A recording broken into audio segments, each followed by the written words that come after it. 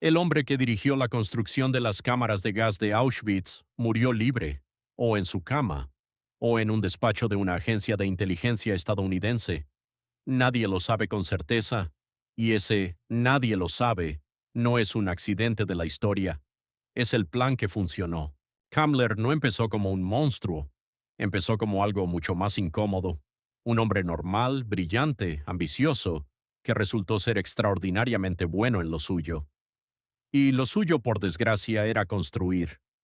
Nació en 1901 en Stettin, estudió ingeniería civil, se doctoró, trabajó en urbanismo y en construcción industrial durante la República de Weimar.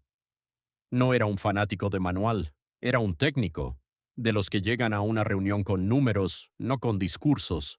Entró en las SS en 1932, cuando todavía era una organización pequeña y casi invisible dentro del partido nazi.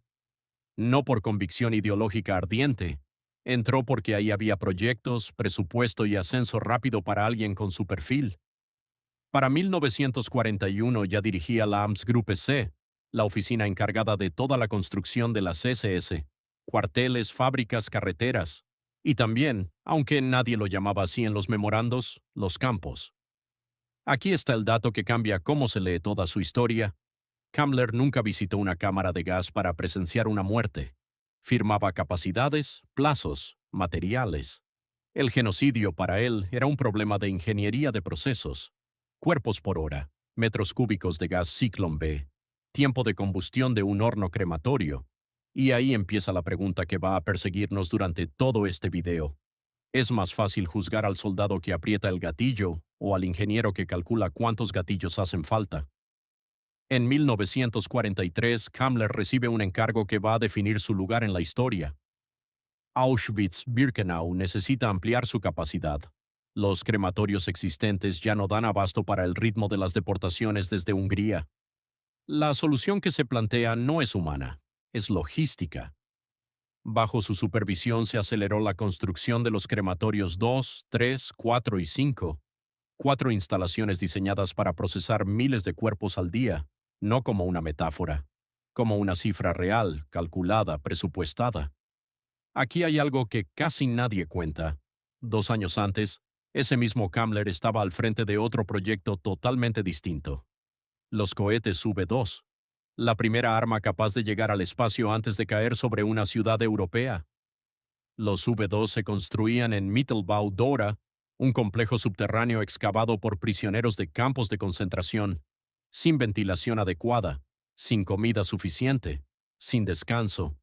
Más personas murieron construyendo los cohetes que las que murieron por los cohetes al caer sobre Londres y Amberes. Un mismo hombre. Dos maquinarias de muerte completamente distintas. Una apuntaba al cielo, la otra apuntaba hacia adentro, hacia las propias personas que Alemania consideraba desechables. Y las dos pasaron por el mismo escritorio, con la misma letra ordenada firmando al final de cada informe. Esto no es coincidencia, es especialización. Kammler se había convertido en el hombre al que se le entregaba cualquier proyecto imposible, sin importar para qué sirviera al final. Esa es la parte que más incomoda de su historia. No hacía falta que fuera un ideólogo, bastaba con que fuera eficiente.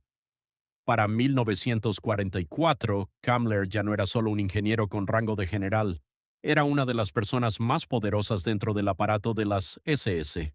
Y eso, dentro de ese sistema, era exactamente tan peligroso como suena. Himmler lo necesitaba. Kammler entregaba resultados donde otros solo entregaban excusas. Pero Himmler también le temía, porque un hombre capaz de construir algo tan grande también es capaz de acumular el poder suficiente para no necesitar a nadie por encima de él. En los últimos meses de guerra, Kammler acumuló autoridad sobre los programas de armas secretas del Reich. Los cazas a reacción, las llamadas armas milagro. Todo lo que Hitler creía que aún podía cambiar el rumbo de una guerra ya perdida pasaba, de una forma u otra, por sus manos. Y aquí viene el giro que muy pocos documentales mencionan. Mientras el frente se desmoronaba, Kammler empezó a construir algo más, no un arma, una salida. Se le vincula con la planificación del llamado Reducto Alpino, una zona fortificada en los Alpes donde una parte del liderazgo nazi pensaba resistir o escapar cuando Berlín cayera. La historia todavía no se pone de acuerdo sobre cuánto de ese plan era real y cuánto era propaganda de última hora, pero Kamler sabía construir refugios, llevaba años haciéndolo. Y aquí va el recordatorio que necesitas para lo que viene. Todo lo que has escuchado hasta ahora, la construcción, los cálculos, el poder acumulado, es solo el terreno. Lo que pasó después es peor que lo que ya sabes. Si esta historia te está atrapando tanto como a mí cuando la investigué, este es el momento de suscribirte. No al principio del video, cuando todavía no sabías si merecía la pena. Ahora que ya sabes de qué está hecho este canal. Abril de 1945. El Tercer Reich tiene semanas, quizás días, y Kammler, el hombre que había construido cohetes, campos y refugios, se convierte de golpe en el objetivo más buscado por tres potencias distintas. Los soviéticos lo quieren por lo que sabe de los campos, los británicos lo quieren por los cohetes, y los estadounidenses lo quieren, sobre todo, por lo mismo que los británicos. La tecnología de los V2 vale más, en 1945, que cualquier proceso judicial. El 9 de mayo de 1945, un día después de la rendición de Alemania, Hans Kammler desaparece. No hay cuerpo, no hay tumba, no hay una sola fotografía posterior a esa fecha que se haya podido confirmar como auténtica. Existen tres versiones. La primera, se suicidó con una granada en un bosque cerca de Praga, junto a dos de sus ayudantes, para no caer vivo en manos soviéticas. La segunda versión, logró escapar hacia Sudamérica con ayuda de una red de antiguos oficiales nazis, la misma que sacó del país a otros criminales de guerra durante años. La tercera versión es la más incómoda de las tres, que Estados Unidos lo capturó vivo, lo interrogó por su conocimiento en cohetes y armamento, y decidió que su utilidad valía más que su juicio, que simplemente lo dejaron desaparecer del papel, a cambio de lo que tenía en la cabeza. Ninguna de las tres se ha podido probar de forma definitiva, y esa falta de certeza no es un vacío inocente de la historia. Es exactamente el resultado que un hombre con sus contactos, su información y su valor estratégico habría necesitado para desaparecer sin dejar huella. Y aquí llegamos al centro real de esta historia. Mientras decenas de comandantes de campos, médicos y oficiales de menor rango eran juzgados en Nuremberg, condenados y en muchos casos ejecutados, el hombre que dirigió la construcción del sistema completo nunca se sentó en ese banquillo. No fue juzgado por ausencia de pruebas, fue juzgado por ausencia total de él. Y esa diferencia lo cambia todo, porque significa que el sistema que condenó a quienes ejecutaban las órdenes nunca llegó a tocar a quien diseñó la maquinaria que hacía esas órdenes posibles. Esto no es un detalle menor de la posguerra, es un patrón que se repite. Los ejecutores caen.